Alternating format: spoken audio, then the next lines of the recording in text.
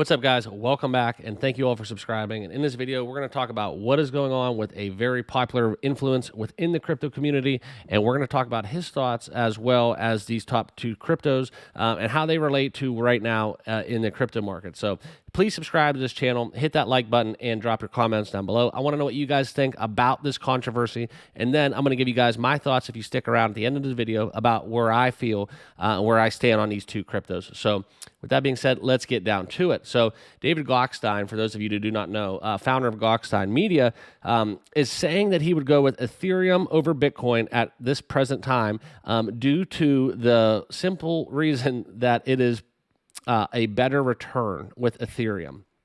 Okay, so if you look at the 7-day returns of Bitcoin and Ethereum, Ethereum is outperforming Bitcoin. All right, so that is very controversial for all of the Bitcoin maxis out there that kind of feel like Bitcoin is the end all be all and that Ethereum is garbage. All right, and there's really no middle ground to stand on when it comes to if you actually really talk to somebody who's involved with Bitcoin.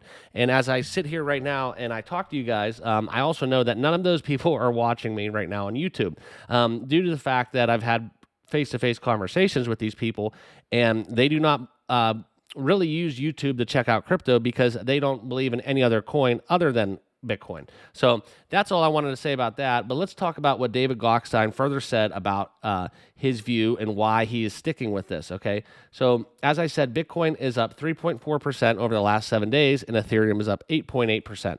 So obviously, almost 5.5% more in returns over a week is a very strong reason to go. But that is a stupid argument for the purpose of this video. So when we look at the longer times and how Bitcoin is outperforming Ethereum based on the 30-day and yearly time frames, that is where the controversy lies. Okay, so Ethereum is doing better in the short term, but Bitcoin over the long term is a much better return.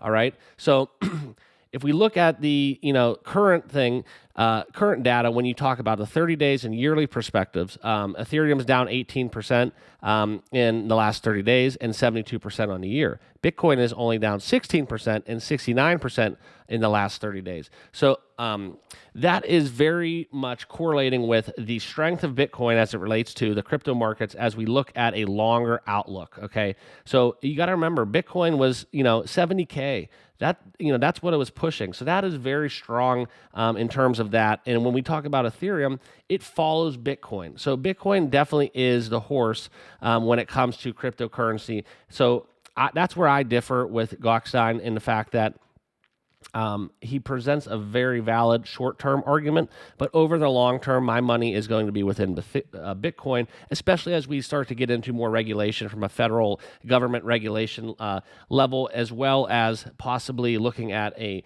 more solid hedge against inflation as we continue these turbulent times in this inflationary macroeconomic period that we're in. All right, so Ethereum has had its merge, transitioning from proof of work to proof of stake in September, cutting down the energy. We know all about the trouble with the Bitcoin mining and how the efficiency in the energy is basically a sinking ship, and it's a slow leak when we talk about profitability with mining at these current levels. Okay, with energy consumption. All right, that's all fixable. That's all going to evolve and all develop. Okay.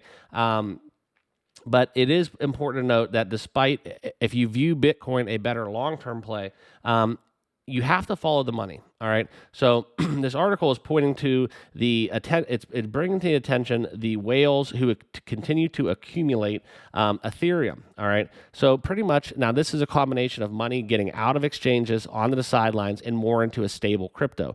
All right. People don't want to be in altcoins right now. They want to be in the blue bloods. They want to be in the thick of the coins that aren't going to be volatile as much as your standard meme coins that may fluctuate more on the day. Okay, so Ethereum is getting accumulated by large whales. And it's $1.09 billion, roughly 947,000 ETH. In a single day. So that is in the past year, that is the 5th largest accumulation of ETH. So obviously the volume of transacting with ETH is increasing. I think it's mostly because people are getting back out of some altcoins into more, like I pointed out, more stable cryptos, all right? And Ethereum does fluctuate, but it will not fluctuate as much as, say, an XRP, if you will, or a Dogecoin. Just anything that has a little bit more volatility and a more kind of attention to what is going on outside of the actual work that a crypto is doing. A lot of these coins are subject to more harsher ebbs and flows when we get these macroeconomic basically headlines come across, and then they can just swing in any direction, okay? So we're seeing Ethereum addresses also increase, all right? And, that is what the volume and that is what the adoption you want to see, because that is ultimately what is going to go to push us past these all-time highs that we had if crypto is to rebound and bounce off of a said to be floor in the future. Okay, so that's what I'm looking forward to in 2023. I do want to end this video with telling you guys that Goxine is not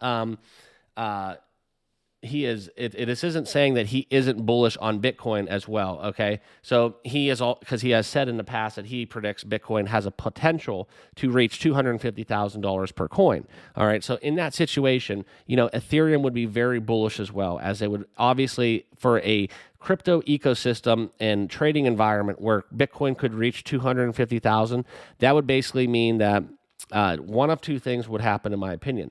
They would monopolize the whole market cap of the total cryptos. So basically, Bitcoin would be the only crypto left, and the scarcity would drive it up to 250,000 per coin. Or it would be absolute free fall, where crypto is the thing, and we would have one of the craziest bull runs or multiple bull runs in the future, where every crypto is doing well and Bitcoin reaches 250K. So those are my thoughts. I want to let you know I do own Ethereum and Bitcoin, not financial advice. Please do your own research with all things financial. Just wanted to share with you guys his thoughts and take a quick look at the data as it relates to this controversy between Ethereum and Bitcoin. So hit that subscribe button, like this video, and I want to know what you guys think about what is the play, Ethereum or Bitcoin or both. So let me know down below, and thank you all for watching, and we'll see you all in the next video.